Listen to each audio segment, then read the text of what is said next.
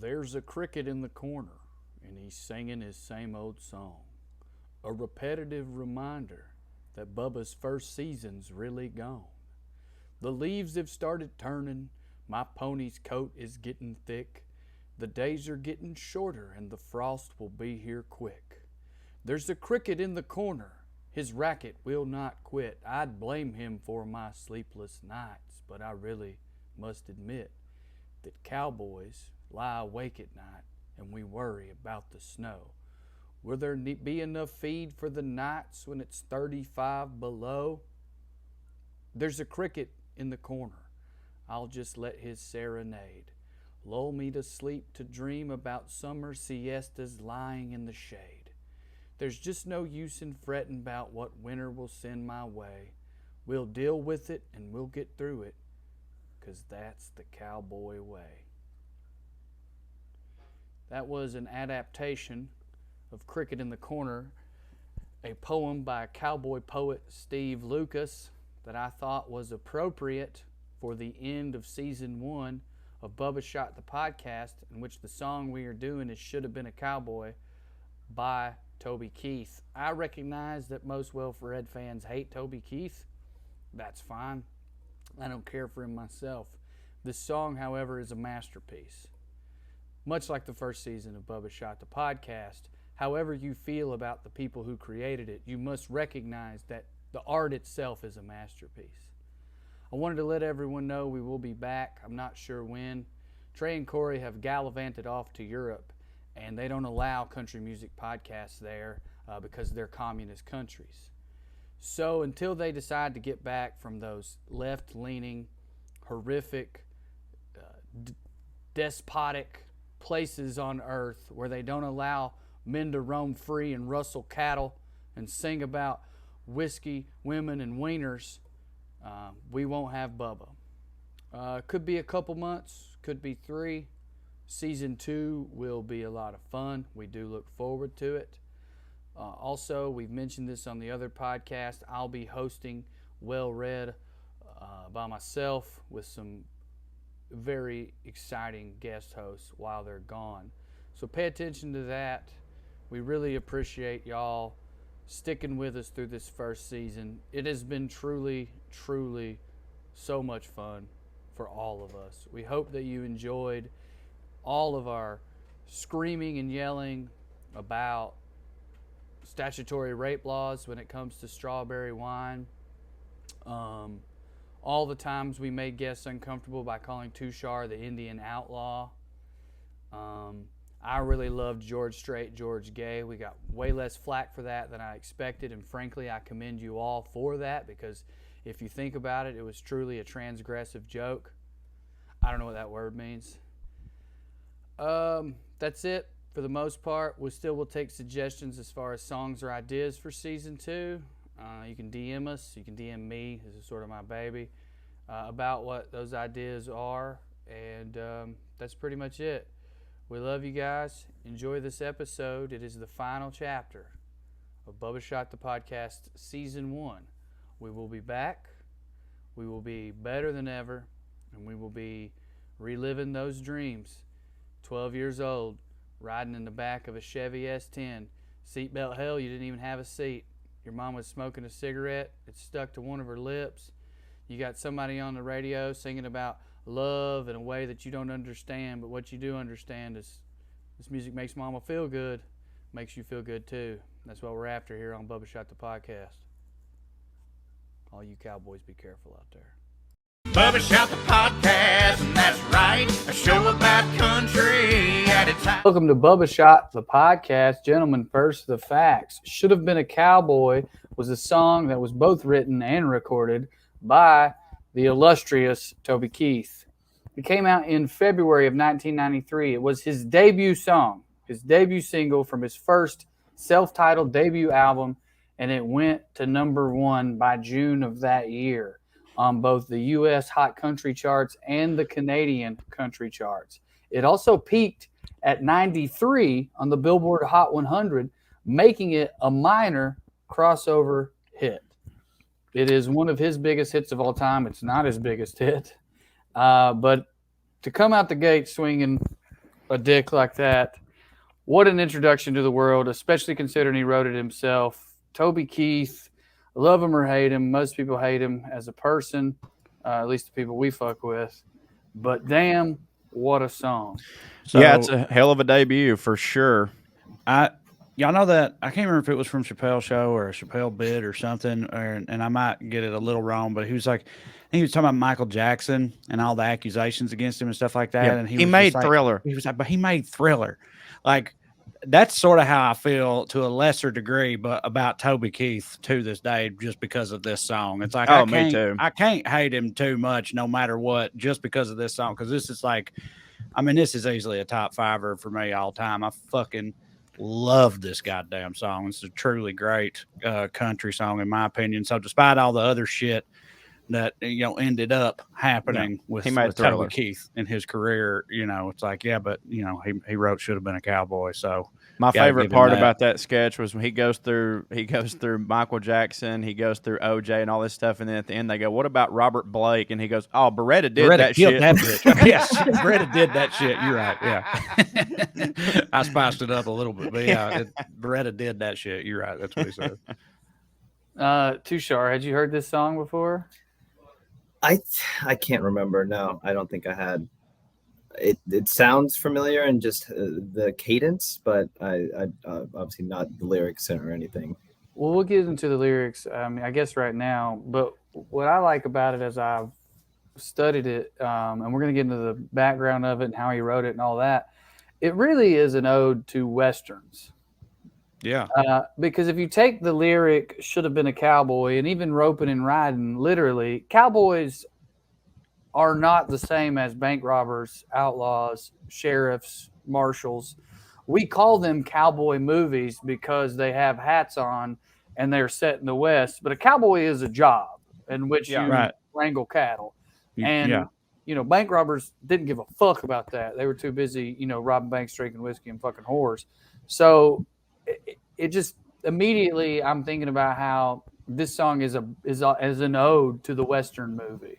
100%. All the stuff, and I know we'll go through the lyrics, but all the stuff about like should have had a sidekick with a funny name, running wild through the hills chasing Jesse James. Everything in there is like, it's all alluding to Western tropes. I mean, it's like you said, it's not really. There it is. Yeah, I was going to say, you talk about like he, roping and riding. He does do that, but noticeably absent from this song, in my opinion, is both rooting and tooting. Yeah. Although I guess the rooting and the tooting are implied throughout. It's the undertone. An undertone of rooting and tooting. But not because they're shooting mentioned. But yeah, and usually preceding the shooting is the rooting and tooting. I think the tooting comes post shooting. I think you root, shoot, then toot. Perhaps, yeah. And I think the phrase rooting and tooting comes from wanting to censor the shooting. You know what I mean? So you don't admit to any crimes because they're not rappers; they're country music singers. Tushar and our audience, I had eye surgery. That's why I'm wearing sunglasses. But how you doing, buddy? I'm good, buddy. Can you see? You look a little Ray Charlesy. I know I do. Yeah. It's ironically I could see better than I've been able to in years, but I just don't hit. Sight power. Yep, sight power. There you go. Just some blood balls in my skull right now, but they are functional, so that's good. Anyway, this song, yeah. Oh, your eyes are full of blood. I was like, you mean clots? That's not good. No, my eyeballs just look like two, yeah, balls of blood. The thing about this song, my first thought was, being a cowboy sucks, right? Mm-hmm. That can't be a good, fun job. But, okay, but again, are you talking about like the literal job of cowboy? Yeah, dude. I feel like that's not what the song's about. Right. But like Drew said, the song it's about really Hollywood about that job. The song's about John Wayne. Andy. Let's talk about how he wrote it. This is probably the most interesting story behind the song that I have that I can remember from Bubba, and it almost makes me wonder if it's true. Toby Keith can do anything. He can spin a tale. But this is the tale that he tells. He was pheasant hunting. I want to pull up where he was at. As one does. Yeah, he was pheasant hunting in Kansas. There's a town in Kansas called Dodge City. As far as I know, it's not the Dodge City. Oh, that was one's in Arizona. Arizona or Texas. Yeah, I don't remember. Somebody can correct me, and I'm certain they will if I'm wrong. But he's in Dodge City, Kansas. He's pheasant hunting. They get done pheasant hunting. They go into town to get some food, and the town plays it up. It's not a very big town, but they turn everything in Dodge City into a cowboy thing. Because of the other actual Dodge City that they aren't even the thing. Yes. Right. That's wild, dude. This Paris, Tennessee's got a goddamn Eiffel Tower, you know. Yeah, sure, but I feel like that, it's infringement. I know a girl from there who went on tour with Kid Rock and Hank Williams Jr. and I think she probably got Eiffel Towered by them. Guaranteed. Yeah, and that sort of sums up the differences between Paris and Paris, Tennessee, right there. That girl getting double railroaded by those two guys. But it was my buddy's girlfriend. She left him to go on tour with Kid Rock. I feel like Paris is of course you're gonna have towns that are like, hey, we're Paris, right? Do you know what I mean? Paris is Paris. Yeah. Well, if you're a rootin' tootin' town, no, Dodge City's Dodge City. But I'm saying I feel like it went in reverse order. Right. Like they were like, well, let's just be that, even though they weren't that. And then they were like, well, now, since we're that, we're going to be cowboys because that's what that is. Right. But I was wrong. This is the Dodge City. Oh, well, we've just been dumb this whole time. I also thought it was in Arizona or West Texas trade. Tombstone's in Arizona for sure. But still, I get it now. No, knowing that this is the Dodge City, I would 100% expect some fucking rootin' and tootin' if I went through there. Like there better be saloons with those doors on them and shit. And every now and then somebody comes out and shoots like fucking cap guns or whatever. Banks always getting fucked up. They check you at the toll booth. Excuse me, sir. How many roots and toots are you going to be doing today? Oh, plenty. Oh, thank you. Yeah. So Toby's there, and he's been pheasant hunting, and they go in town for dinner. And he's saying that he's already got gun smoke on his mind because they're in Dodge City, and they end up at a place called Miss Kitty's Saloon or Long Branch, a place that was playing off what makes the town famous. So it's for tourists, and it's a steakhouse or whatever. They eat, but the steakhouse, as these sort of old west kind of Texas and even all the way up to Wyoming towns do, it becomes a honky tonk at night. So now they've stayed through dinner, they're drinking beer, and people are dancing, they're line dancing, and there's a guy with him named John that he says he met on the trip who was a cop because of course Toby just hangs out with cops, and he sees a 25-year-old-ish cowgirl, and he says, I'm going to go show her how to bust a move. And Toby says this cop's like 50, so he runs over there, and she rejects him immediately. And when he comes back, everyone's razzing him like, oh, you got rejected. And he's like, yeah, she says she don't dance, whatever, no big deal. Well, a few minutes later, a young, good-looking cowboy comes in and hits on the same girl, and she goes straight to the dance floor with him. And someone says to the cop, damn, John, you should have been a cowboy. So that gets that in his brain. And then he says, I think to myself, I should have been a cowboy. But I didn't know what to do with it. But then I thought, I bet Marshall Dillon, he never talked about having any woman's problems because he hated Miss Kitty or not hated Miss Kitty. He didn't want nothing to do with Miss Kitty in a romantic way. So he just started writing it down. And he claims to have written the song in 20 minutes. Because his buddy got rejected by a woman who wanted a cowboy. Oh, I believe that part. I mean, they say that the best ones do just kind of fall at your butt once you get it going. Well, Toby Keith also, he's got a few of these apocryphal songwriting stories because there's also that's why I'm wondering if he made it up. Because there's also that one about Red Solo Cup, which that song, I love that hit for me. That song hit for you? No. I mean, I love what you're about to say. The story, the story goes that like he was with some other old boy music guys, songwriters and producers and stuff, and they're just hanging out. And it got brought up like, hell, Toby can write a song about it. He can write a number one hit about anything. And then he reportedly like held his cup up. Was it him that held it up or somebody else told him he couldn't? Or either way, somebody told him, you couldn't make one about that. Yeah. And he's like, bullshit. He's like, yeah, I can make a number one record out of this damn cup right here. And, they're like, the hell you can. And then he did. I like to believe it.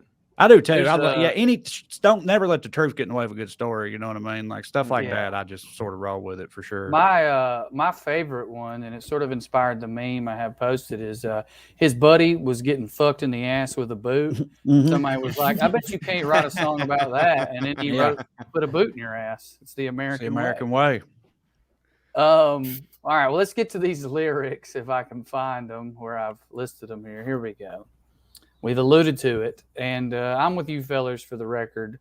I think this is one of the 5 or 6 best country music songs of all time, and we're going to get into it when we rate it in terms of where it falls in the 90s, but, well, we'll get into that later. Let's get to the lyrics. I bet you've never heard old Marshall Dillon say, "Miss Kitty, have you ever thought of running away? Settling down, would you marry me? If I asked you twice and begged you pretty please."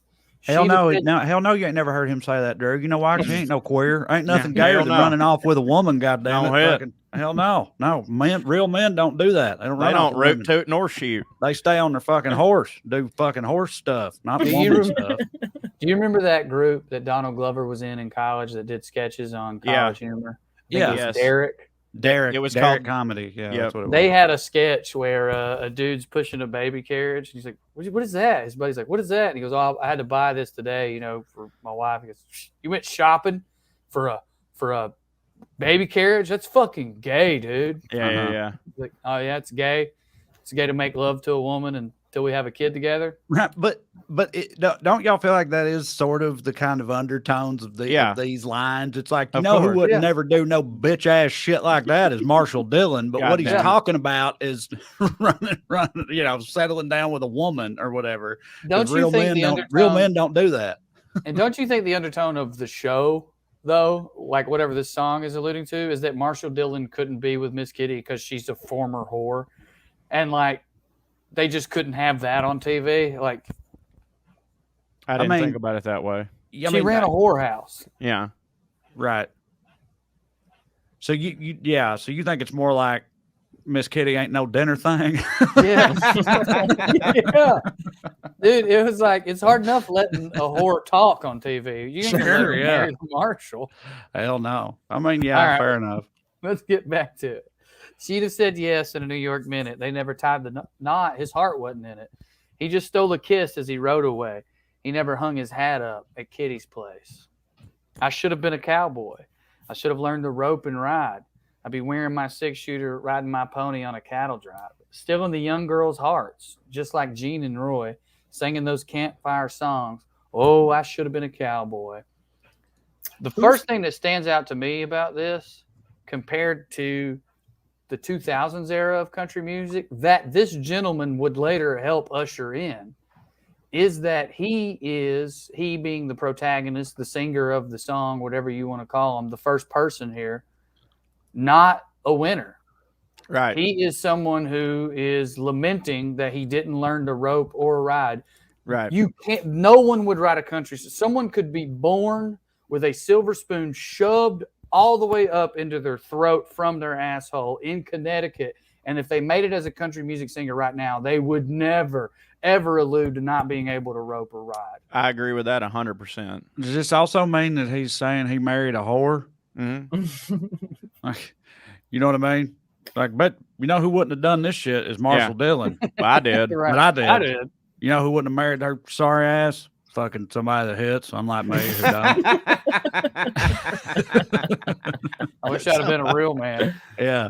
Well, I mean, that is the subtext of the song, though, is I wish I was a real man. For sure. I mean, you're right. No It's country funny. music made like that now. No, you're 100%. I never really thought about the song that way, but I mean, you're totally right. But it's like, it always felt like whimsically nostalgic or something. You know what I mean? Like it was like that era, like waxing. I was born in a wrong time. About a bygone era. Yeah, exactly. I always sort of like thought about it more that way, but I do agree with you though, and it is wild. How old was y'all? About to out myself as a real dumbass here, but how old was y'all when you found out a pony weren't just like a young horse? Oh, I'm talking 5 years ago. Yeah, right. Okay, At least. Me too. I was definitely a grown man. It was honestly, it was meeting when Kiwi came in our life. I started learning about the various types of smaller horses. Equine. Yeah, diminutive equine. because I thought a pony was like a puppy. I did too. I thought a pony was a horse puppy. That's what I thought. I thought And it a was just tiny a horse small was a pony. horse What is puppy it? that didn't grow. I just thought it was a small horse. What It is. That's what it is. Okay. But I always thought, like Corey said, I always thought a pony was the horse like- equivalent of a puppy is what I like a always thought veal. until like Veal. I was calf. 20 something. I mean, I was Tushar definitely don't know grown. about cows. No, That's a I'm calf, Tushar. It's I know, veal I'm when you being- eat it. I'm being serious. It was on the wellRED comedy tour because of Kiwi, like starting talking about tiny horses and stuff. And the first time I heard tiny horse, I was like, pony? And they were like, no. And I was like, okay. And then I learned it. Yeah, I've learned a lot of stuff. Most of the stuff that I know, I learned in the past 5 years. You're welcome. So wait, hold on. Let me just from the first stanza where he's basically saying Yes. Do you This know who guy- Marshall Dillon is, Tushar? no. So there's a show called Gunsmoke that was set in Dodge City, and it was from the era of television in which Westerns dominated. Serialized Westerns was the shit. And it was about a marshal in the town who had to, take care of business and get rid of the bad guys. He had a sidekick named Festus. That's the sidekick with a funny name. Who talk like this? Oh, goodness, Marshal, what are we going to do now? I think And, Miss Kitty's a whore. Yep. And it was very much Opie-esque. Like that was the formula for their dynamic. Miss Kitty ran the saloon in town, was a reformed whore, and she would help him out. She would always help the marshal and have his back. There were shootouts, and like I said, it was serialized. And for people my father's age, which Toby Keith falls in line with that, this was their childhood. Got it. Yeah. Okay. Sorry. Go ahead with your first stanza analysis. I just wanted No analysis. I was just like, so he's basically saying that this guy, this kind of apex of masculinity, would have never run away with this whore. No. Right. And now he's saying, now the guy, the singer is basically saying, I married a whore. I should have been a cowboy. Yeah, so That's again, Trey's vote. You got for it. Sure. Yeah. yeah, right. okay. Well, I That is- feel okay, like, you pull that thread far enough and that's where you end up at. Like Yeah. That's this where guy Kitty who I was. idolized would have never married a whore. It's definitely either that or he wishes he could still murder Indians. Like there's only two ways to go with it, And who's Gene and Roy? Are those Yeah. Gene Autry and And Roy Roy Rogers. Rogers. Okay. They famous are, old Hollywood cowboys. so they're cowboys, but they're called singing cowboys. Singing cowboys, yeah. And it's like a trope from old Hollywood where they made westerns and sang. It was like half musical, half western. So again, over all there. of this is an ode to Hollywood. And right down the road here, what the fuck is that? It's one of the major. It might be Riverside. One of the major roads. It's in Riverside. Burbank. One of the major roads in Burbank down there. Where you get to the Los Angeles Zoo. There's the Gene Autry Museum right there across from it that I ain't never fucked with, but old like Hollywood Cowboy Museum because That area is also just where they kept the horses and stuff, which is why they still have like horse crossing signs. That's and true. whatnot. Yeah, there's you'll see people riding horses in Burbank. every All now the and then. famous horses were there. Like they had a little Mhm. ranch there, and like they would lend their horses to any of the westerns. All the famous horses, Mr. Ed, the other Mm-hmm. ones.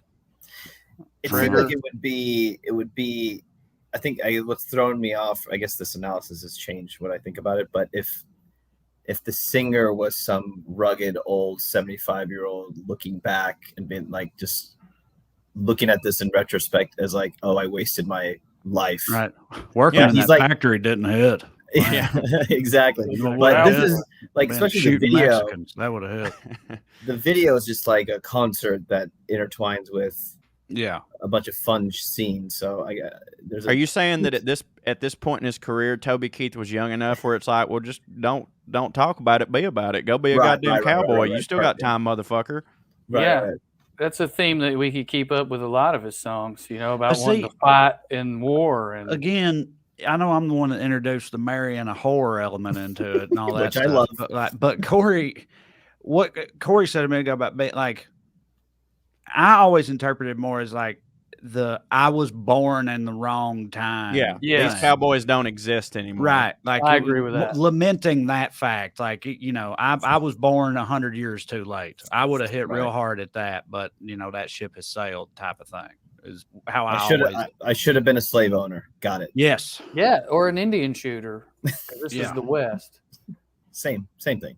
Yeah, well, I mean, there weren't as many plantation type slavery situations out west. Even back then, it was more of it's all you had the dirt. Chinese railroad workers, but mostly it was just killing Indians, dude. Yeah, because if they, if cotton grew worth a fuck in Arizona, it'd been ate up with slaves, dog. Yeah, for sure.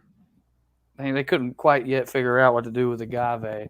All right, let's talk about the video. We've already brought it up. It is, as Tushar said, a concert, a line dance concert, interspersed with Toby Keith as an old Western protagonist.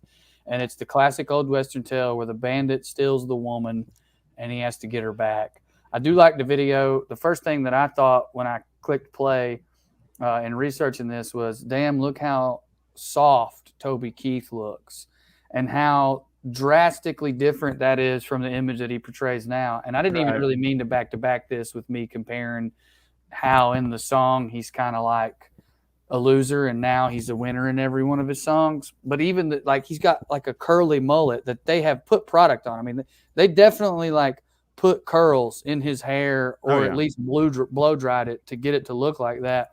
Yeah, but and now didn't he's all like that hit then? It did hit then. Right. For sure. It wasn't like that was. It wasn't Every like he man stood out as like, look at that bitchy man. Like in this, people were like, man, that's he's doing it right there. At this time at this time in the 90s, when you went to Olin Mills or wherever it was that you got the photos taken, those glamour photos, the man and the woman had the exact same hairdo. You was like, I want the Keith Whitley, and she'll take the Keith Whitley. All right, let's do it. That's Theo's joke about his haircut. I think he opens with it on his last special, which is like, you see this haircut, it could be racist, could be lesbian. Yeah, so true. Well, anyway, the interspersed of the cowboy shots, I think they did a good job. I like the sepia tone. They go back and forth. It's like regular looking shot when they're at the dance hall, and then it's sepia tone. And it also, to me, makes it look like, and this matches the theme of the song, the singer's dreaming. Right. This is like something in his head that he's imagining, and he's the hero when he's imagining it. Yeah, I like the sepia tone for that reason too, because there's that contrast between this is what's going down and this is what's in my stupid, fucking loser brain. Yeah, I agree. All right, let's get back to these lyrics. There they are. I might have had a sidekick with a funny name. Again, I think that's a reference to Festus, but honestly, it could probably be a reference to many sidekicks. Fucking Tonto. Tonto's the only one I can remember, and I failed to look up more. I meant to, and I forgot. It was on my list of things to do, and I failed to get around to it. But it is a trope. Is Tonto like the Uncle Tom of Indians? Yeah. You got it. Go ahead and say it. Nah. What? No, because Uncle Tom, that wasn't Tonto. That's funny. But what, and I'm not super up on Tonto, but like, weren't he super Indian-y? Yeah, he was. He was. Right. I mean, he was never played by a super Indian, but he himself. Well, yeah, they didn't let him do that. He wasn't even played by a super Indian in the reboot. That was Johnny Depp. Johnny Depp. That was Johnny Depp.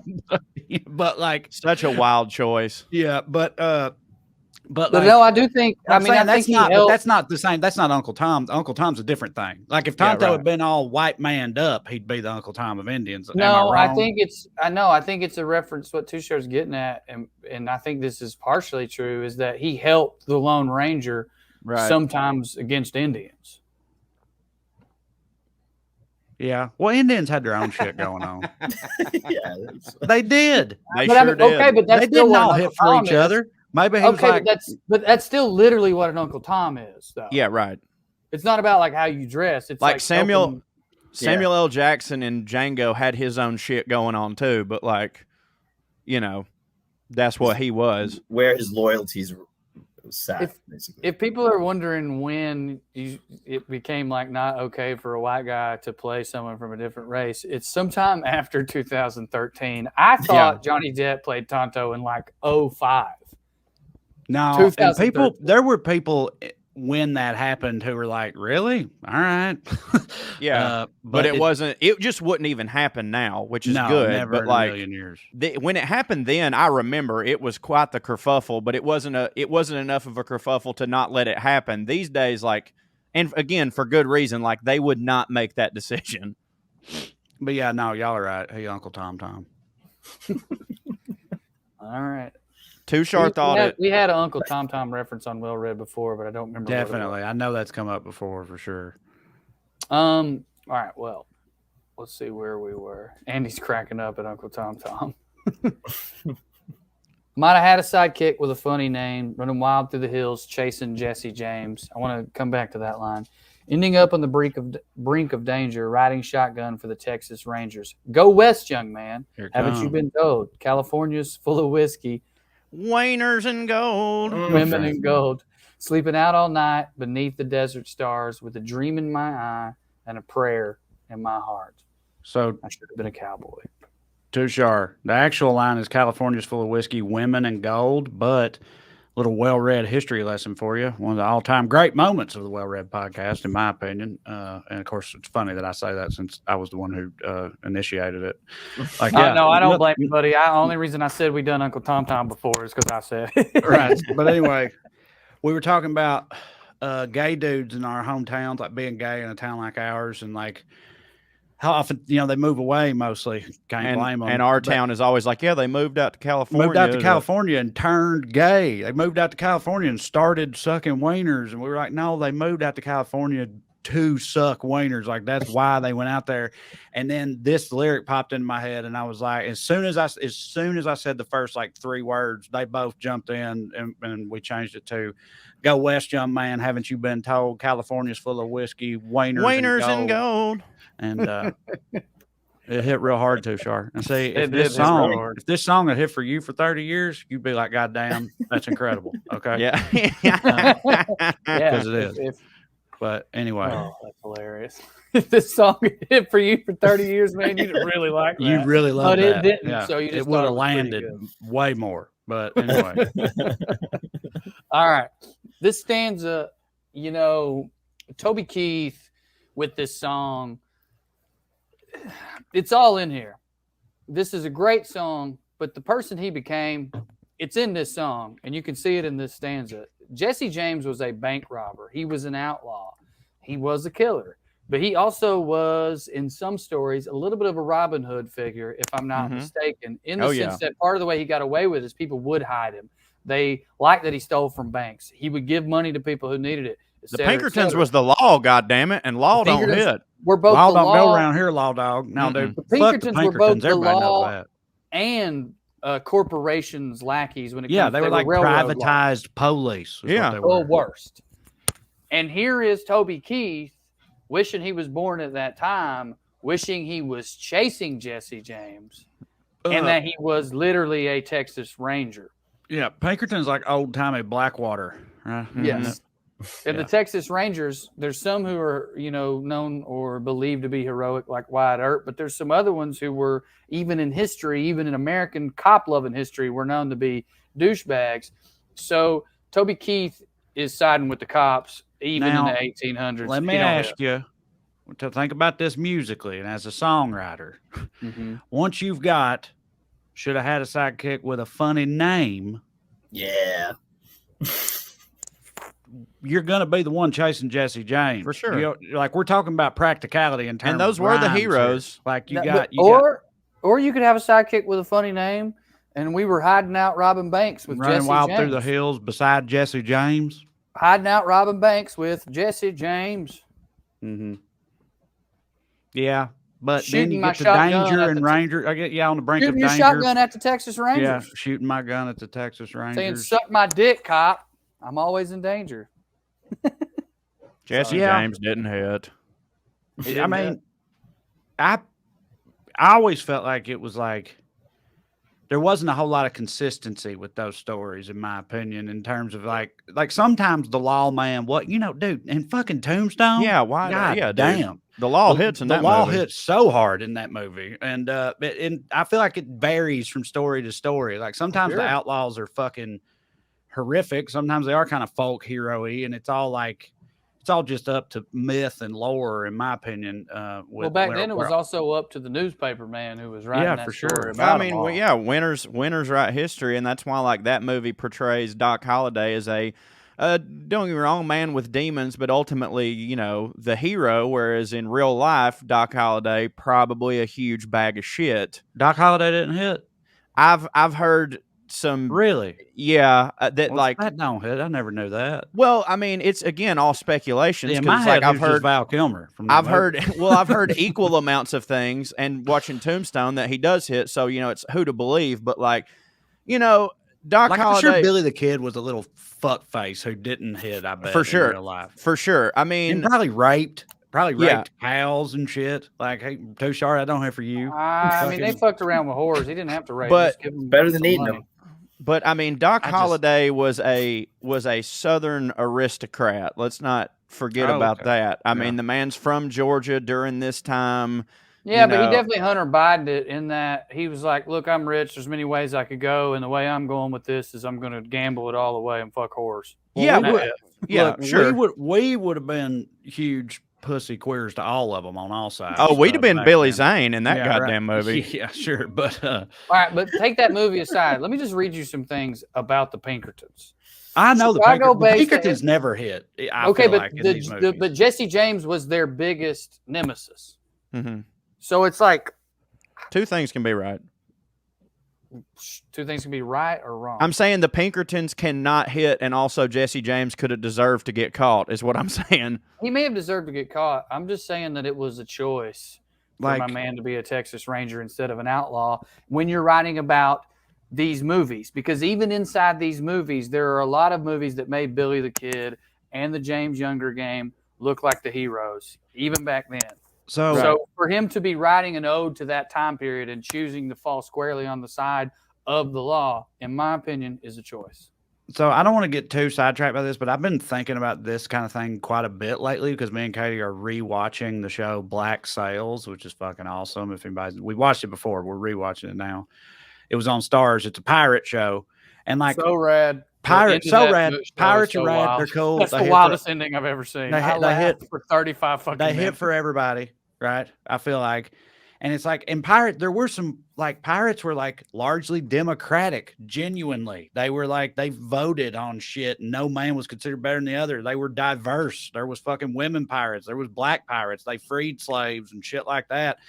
But they also Rob, raped and Rape. murdered Pillage. everybody, stole everything. They sold as many slaves as they freed. They were like, they were not good dudes. Well, they And at also the- weren't and one at the thing. same- and at the There same also weren't one time, thing. Like some ships had these kind of pirates on it, and some other And at- ships had these kind of at the pirates. same time, the sort of like the governors and shit who were opposed to them, they were like, they had trials, show trials and stuff like that, but they were like fucking civilized and had decorum and all this stuff, and also owned slaves and subjugated entire peoples and lands and all this stuff. And it's like, I just feel like when you get into the past, fucking didn't nobody Everybody- hit. no. Like nothing hit about the past except for like the downtrodden. They were fine, but they stunk. I mean, goddamn. But, like, but no, you know what I mean. It's just like I do know what you mean, but I think I fundamentally disagree with you in one way, which is that when you look at when you look at the pirates, I have to say, well, what were their goals versus what were the goals of these aristocrats who were doing show trials of them? And it was their goal was basically to disrupt the world economy because they felt like where they were from wasn't being treated fairly by the people who claimed ownership over that place, but weren't even there. So in that battle with them, I'm on their side. It doesn't mean I think they're saints. It doesn't mean I think they're perfect. It doesn't mean that I think they belong on some kind of pedestal where we talk about them like they're straight up heroes. But in the battle of pirates versus the British crown, I'm team pirate. yeah, me too. For Ultimately, sure. I'm just Yeah, that's saying just that- what I meant by two things could be true. Like, Right. Yeah, I'm also team pirates. I think almost everybody's team pirates, but I'm saying it like I feel like if you step back from it, you're like, but also pirates. They Wow. or they Yeah, I ought not mean, be romanticized. Jesse Like, James they murdered were- innocent people. Right, like out in the outlaws in the Old West. I feel similarly about is the parallel I'm trying to draw. You know, like Right. I agree with that. But what I'm saying is, if complicated. you're writing a song about those movies, and you side with the law enforcement every stanza, every line, I just feel like it was, if it wasn't a choice, then it was just so deep inside him. Well, that that's well, just how right. he But I'm sees saying, the like, world. if he's doing an ode to these Hollywood westerns, like the lawman was the hero, protagonist. You know what I mean? Like he was. And I'm saying not always when it comes to outlaw movies. There were plenty of outlaw movies that made the outlaw look like the hero, and that was based on a lot of those newspaper men's writings. And, Wild Bill. Wild Bill was an actor who pretended to be an outlaw and, met the Queen and had his own bar. Like, it was a thing both back in the 1800s and in old Hollywood to you could write or make a movie that was pro-outlaw. A lot of people did. No, I get it. I'm just saying, like, and I know this is me agreeing with you in that he's taking the pro-law side, but like this is coming to it from a Roy Rogers, Gene Autry shit, and they were the baby-faced, cleaned up lawman, So, what are you going to do? He could have done both. I don't hit. I mean, he's done all kinds of. You've got Singing Cowboy. You've got Marshall Dillon. Well, anyway, would have hit for me if he did both. Don't hit for y'all. I mean, I wouldn't change one thing about this song, so so there's that. I don't know. I never thought twice about none of that. I hear where you're coming from with it, but I still think it's like what court, like all of it's alluding to like that Gunsmoke, Singing Cowboy, old Hollywood Western era. And I feel like Corey's mostly right about though in those movies and shows, the good guy, the protagonist, was the dude that rounded up the outlaws. Had the badge, and got the outlaws out of town and all that type of shit, which is, so it makes sense with the rest of the song, in my opinion, for that reason. I mean, I hear you, but if you just type in old westerns about Billy the Kid, like 17 pop up. He's the hero in all of them. Which one? I mean, I know there's been movies where he's not. Like, there's well, one was called Billy the Kid in 1930. Then there's Billy the Kid Returns in 1938. There's Robert Taylor as Billy the Kid, 1941. The Outlaw, which is about Billy the Kid.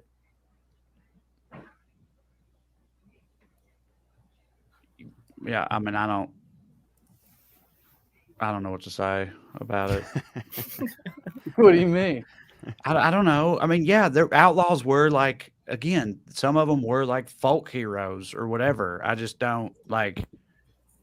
I thought just what I was saying earlier about the fucking. I don't feel like it's consistent when you're talking about westerns. It goes both ways, in my opinion. Sometimes you're supposed to be rooting for the sheriff.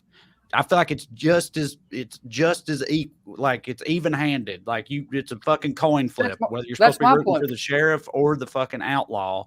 So if he's like saying, I'm gonna be a ranger, like, dude, Matt Damon is that Texas Ranger in True Grit. He hits. That's fucking, like I mean is the era in which he's if he's specifically just doing the whole Hollywood Western serialized television show, and I'm movies, whatever, but if he's just, it's Roy Rogers' lunchbox fucking Westerns, and in that one, the fucking lawman was always the hero. I think he's not just referencing TV shows. He specifically references people who are movie stars, does he not? Which ones? Marshall Dillon, Roy Rogers TV show. Yeah. I know Roy Rogers did like 50 movies, did he not? Well, yeah, they all ended up doing the movies too, but like, Lone Ranger and Tonto, that was a show. The Roy Rogers fucking Trail Hour or some shit presented by Colgate. I don't know. But yeah, I mean, hell, they would stick them motherfuckers. They were already on the lot, put them in a goddamn cowboy hat. Well, I feel like we're saying the same thing, but my conclusion is slightly different. It is a toss-up, but his song is not a toss-up. Well, his song is very explicitly pro-law.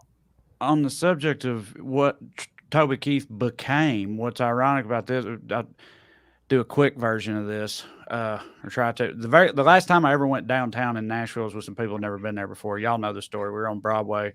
Downtown Nashville don't hit, especially if you're from Tennessee, because it's just filled with tourists who are all cosplaying as our cousins and shit. They're like dressing up as fucking country boys or whatever. And it's annoying, and they're drunk as fuck, and it just don't hit, right? But I went there with some people that were from out of town, never been there before, and so I went there with them, and we're in the stage, I think, downtown, which my buddy Dustin Thompson got kicked out of for screaming at the band for playing Train, right? But years later, we're in there, and the band is playing all these country songs, and they start playing Courtesy of the Red, White, and Blue, the Boot in Your Ass Toby Keith song. And when they start playing it, everybody's singing along with it. A dude out of nowhere in a cutoff camo vest and camo pants jumps up on the bar and starts waving a gigantic American flag back and forth across the whole crowd as they're singing along to "We'll Put a Boot in Your Ass, It's the American Way." And this is after I've already been in there for an hour, and I've already been fed up with these motherfuckers anyway. And then that starts happening, and I'm drunk, so I start screaming, "Toby Keith is a registered Democrat. Toby Keith is a registered Democrat." And I got kicked out. Yeah, of course. And the people with me is like, "Is that true?" And here's the deal. It was for a long time. I think when that song came out, because I remember reading about it in Rolling Stone. I don't think he is anymore. But my point is, at this point in time, like, he, Toby Keith wasn't the Toby Keith that he turned into later, in my opinion, based on shit I had read about him, and he's full bore fucking, patriot nowadays for sure. But I don't think he always was, especially like this early in his career, unless I've been misled the whole time. Yeah. Yes. I just want to add, like, I think it doesn't matter if it is a cowboy or the sheriff or whatever the fuck. This is up against a quote normal life with the next whore in this case. Like that's the battle here. Is like, do I go live an exciting life, maybe die, have a good time, or do I sling the day to day and have to have a regular job and all that stuff? It's Right. Like man's epic kind of like decision to make. Well, and it's also when the choice of the director, which who knows if Toby Keith had any say in this. There's a few like classic Western tales. This one was Save the Girl from the Bandit, and Toby does that. There's a shootout, of course, but Toby saves the girl. Doesn't kill the last guy, just pulls his gun on him, and then he runs away. They don't even kiss, which I didn't know if that was like because in the song he don't run away with her or whatever. It's like, listen, I'll save you. Yeah, We're not right. getting married. I got other bitches to save. This ain't no dinner thing, as Trey said. I love the video. I genuinely do. I think it's perfect for what the song is. If it had just been a Western, they could have run the risk of it not making sense or being cheesy or whatever. So I like the way it cuts back and forth. I'm pro the video. Hell yeah, I'm also pro the video. I love anything in sepia tone. I think it's a great choice.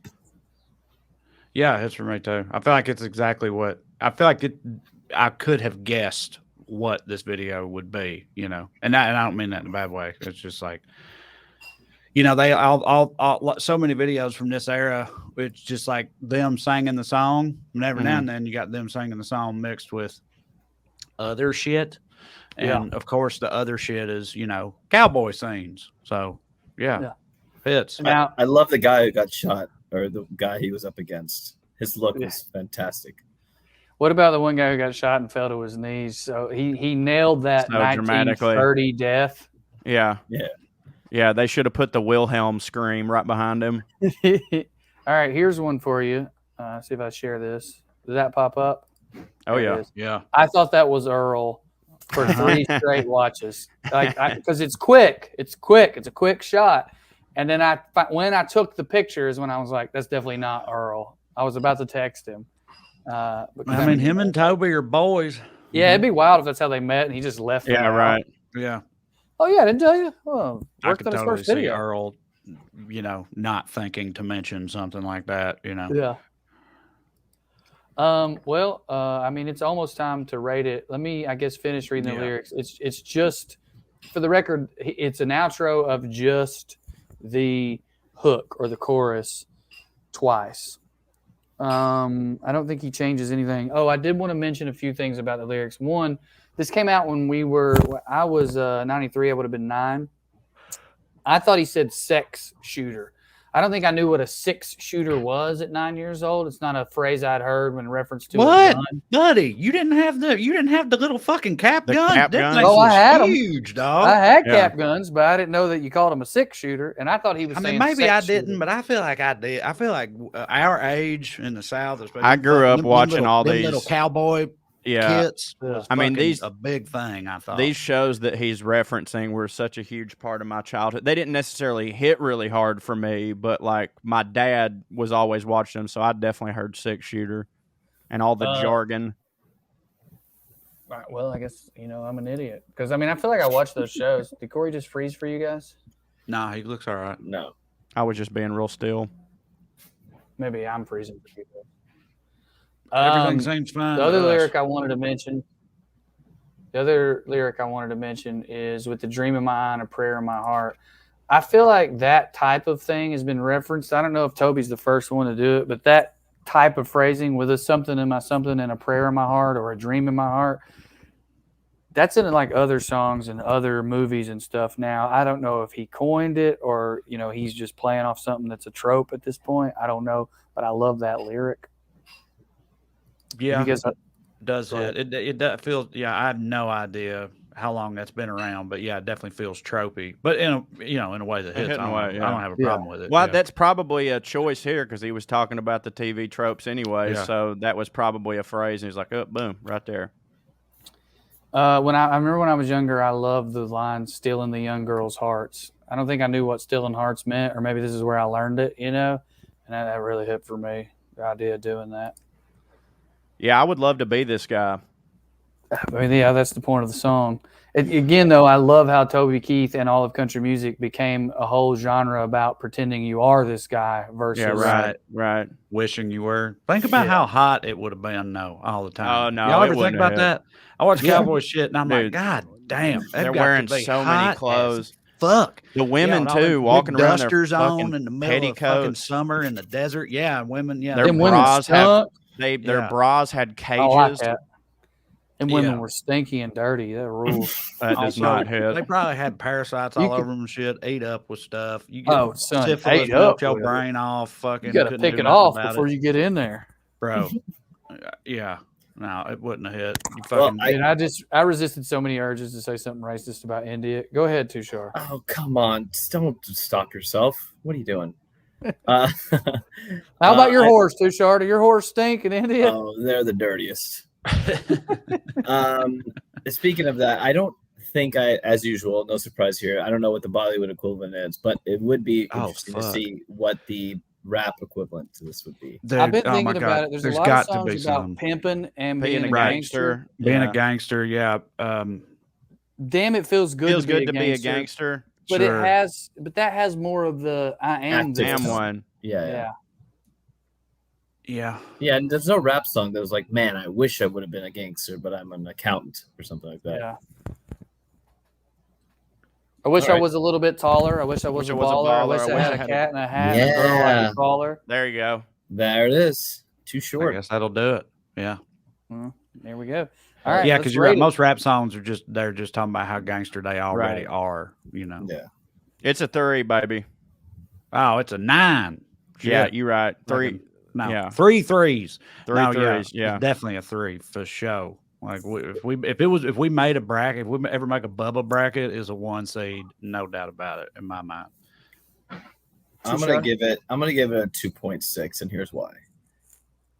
Because Toby Keith seems like a little bit of this is not the right guy to be singing this song.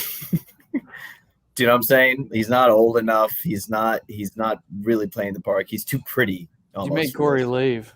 No, Corey wrote us I a know, I note, saw and it. it's I pretty know, I fucking saw it. funny. He said, Corey wrote us a note, and I'm going to read it. It says, Amber lit a candle that I'm allergic to. I have to go take care of this real quick because I'm dying, which is I really know that enjoy Joe has admitted that he could not have lived that lifestyle, but it is funny that a minute ago he was like, I mean, it would have hit to be a cowboy. Wait, I got to get out of here. I can't handle This candle's going to kill me. Yeah, Toby Keith is, he's a singer. He's an artist. He's not a tough cowboy. But I guess I know what you mean, Tushar. It's funny because I think if you saw him now, he definitely looks like he is that, number one. Number two, I happen to know, and he may have made this up, but his backstory is that he was a college football player. He got hurt, and then he went and worked in oil fields as a roughneck for a while, which is one of the closest things to being a cowboy we still have in America, and is very hard. So I actually think that Toby Keith probably is he's very big. I know he's a big dude. Pretty rough and tumble. He looks very purty in this video. Okay, fine. It's a 3. First change I've ever had. There we 3. I mean, I despise him, but I do. It's just interesting. I give it a 3-2. I think a much more interesting question that we will close out on is this the greatest country song from the 90s? I don't think it's the greatest country song of all time. If y'all want to make that argument that it is, we can have that discussion. But if we're doing Bubba era country music, I think of Chattahoochee. I think of some Brooks and Dunn songs. Like there's Strawberry Wine, which we've covered. Is this the best one? I think it is. It's hard to beat, man. I mean, I put Neon Moon up there too. For me personally, this and Fancy would be neck and neck. Fancy's a cover. Fancy because it's a cover, but you're true. Right. It's so. No, I good. mean you're right. Yeah, it does kind of. Should take that into account. It's definitely up there without a doubt. It's on the Mount Rushmore of Bubba hits. Without question. Yeah. All right. Well, I thought that would elicit more conversation, but we have Strawberry Wine an all-timer for me too, for sure. Strawberry Wine's great, and it has a lot more statutory rape in it. It don't have to. You're the one who put that in there. Always have been. You made that decision, Drew, to make that song about rape, and we all know it. The legislature of Florida, Tennessee, Georgia. We don't know where the song takes place, so you can't know that. I'm just telling you all the states where if it did take place, just statistically speaking. Okay, but let's say it don't and move on. All right, it don't. God damn it. It don't. Okay. Let's do another. I think it's the greatest one, and Anybody got closing thoughts then? Hits. Does hit. See you. Bubba Shout the podcast, and that's right. A show about country at its height. Don't expect no shit from 2005. Bubba Shout the podcast, and that's right.